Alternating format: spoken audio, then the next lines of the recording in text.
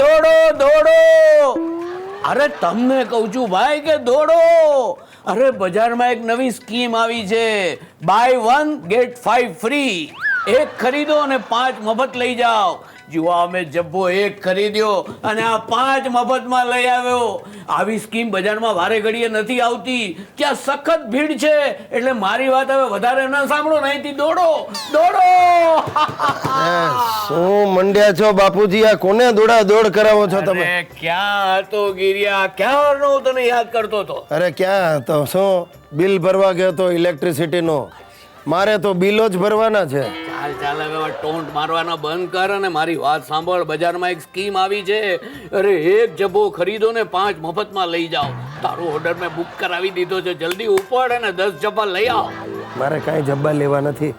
અને એક વાત સમજી લો બાપુજી, આવી બધી સ્કીમો છે ને, એમાં સરવાળે આપણા જ લુગડા ઉતરી જતા હોય. એ જે હોય એ ગિરિયા. બાકી હા, સવિતાબેનને આ જબ્બો બહુ ગમ્યો છે. એ કામ કરો, જઈને સરિતાબેનના હસબન્ડને જ આ બધા જબ્બાઓ વેચી આવો.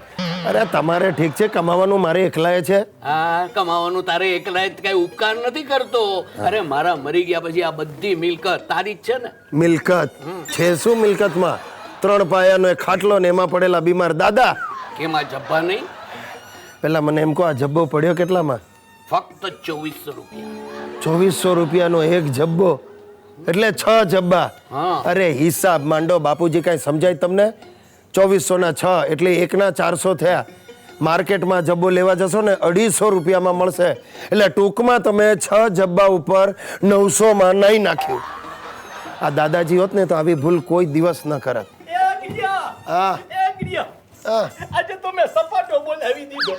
શું ખરીદી લાવ્યા?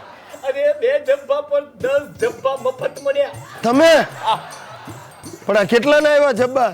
એ પણ ફક્ત 5000 રૂપિયામાં. લો બોલો, મને લાગે છે મારે હવે જબ્બાની લારી ફેરવવી પડશે. ફ્રેન્ડ્સ, એક ગુડ ન્યૂઝ છે. મારી જ્ઞાતિના સમાજે મારું સન્માન કરવાનું નક્કી કર્યું છે. મેં ગયા અઠવાડિયે સંમતિ પણ આપી દીધી છે અને મારા દાદાજીએ તાબડતોબ પોસ્ટકાર્ડ લખીને અમારા સગાવાલાઓને જણાવી દીધું છે કે ગિરિયાનું સમાજ રત્નના એવોર્ડ વડે સન્માન થવાનું છે. જરૂર આવજો. બાપુજીએ સફેદ કલરનો સફારી સીવડાવવા આપી દીધો. દાદાજી 2 જોડી સિલ્કના જબ્બા ને ધોતિયા લઈ આવ્યા. સુશીલા 6000ની સાડી લઈ આવી છે. હિતિયો ઢીચણ પરથી ફાટેલું જીન્સ લઈ આવ્યો છે અને ચળકતું બ્લેઝર લઈ આવ્યો છે. હું મારે માટે શેરવાની સીવડાવવાનો છું. કુલ્લે 32000નું બિલ આવ્યું છે. બદલામાં જ્ઞાતિવાળા 600-700 રૂપિયાની એક્રેલિકની કંઈક ટ્રોફી આપશે અને 85 રૂપિયાની સાલ ઓડાડશે. શું છે, ગયા વર્ષે એક વડીલનું સન્માન કર્યું ત્યારે એમને જે સાલ ઓડાડી એમાં 75 રૂપિયાનું લેબલ રહી ગયું હતું. એ મેં જોયું હતું. આ વખતે 10 રૂપિયા ભાવ વધારાના એમ. હવે સન્માન પતી જાય પછી મારે એક નાનકડું પ્રવચન કરવાનું અને એ પ્રવચનમાં જ્ઞાતિને સારા કામો કરવા માટે 11000 રૂપિયાનું દાન જાહેર કરવાનું. શું છે કે આ એક પ્રથા છે. આમ નથી ગમતું પણ આમ પાછું ગમે પણ છે. હમણાં 2 વર્ષ પહેલાં અમારી જ્ઞાતિના એક એવા વડીલને જ્ઞાતિ રત્ન એવોર્ડ આપ્યો જે ચીટિંગના કેસ માટે 6 મહિના જેલમાં જઈ આવ્યા હતા. પણ ચીટિંગ કરતાં કરતાં એટલું કમાયા અને પછી એમણે શક્ય એટલું દાન કર્યું. શું છે, ઇન્કમ ટેક્સ બચાવવા ને છાપ સુધારવા. એ ચીટર ભાઈ દાનવીર તરીકે પંકાઈ ગયા અને અમારી જ્ઞાતિએ એમનું જ્ઞાતિ રત્નના એવોર્ડ વડે સન્માન કર્યું.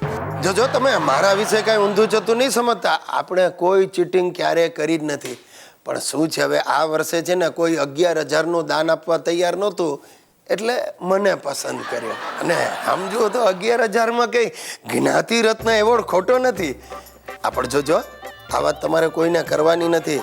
આ તો આપણે ઘર જેવા સંબંધ છે એટલે મેં તમને કહ્યું. આપણે એક વાત યાદ રાખજો, આજ પછી તમારે બધાએ મને જ્ઞાતિ રત્ન ગુજ્જુભાઈ ગિરીશ કુમાર કહીને બોલાવવો પડશે.